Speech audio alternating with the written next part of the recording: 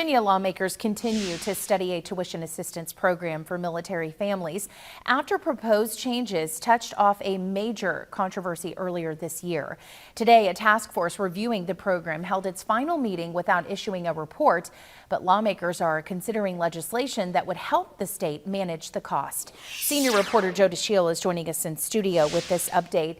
Joe, where does all of this stand? Melissa, we're talking about the Virginia Military Survivors and Dependents Education Program that provides a waiver of tuition and fees for families of service members killed or disabled in the line of duty.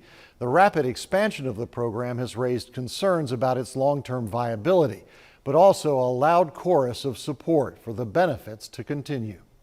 Proposed changes to the VMSDEP program sparked an outcry earlier this year.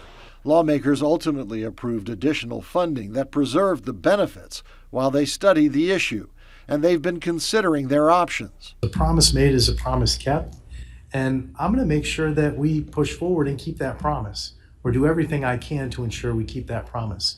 This is not a lot of money, and if you look at our budget, this is a rounding error. We have to look at all sides, but this committee in no way wants to diminish the commitment we've made to our veterans. We merely want to manage the program in the best possible way. During its final meeting, the Select Work Group on Virginia Military Survivors and Dependents heard from representatives of service organizations and military families who urged lawmakers to preserve the benefit. This could be the flagship program in the entire country. We don't really need to keep considering what Texas does or what Florida does, in my opinion. We need to say we have a darn fine program to begin with. Let's make it the best out there.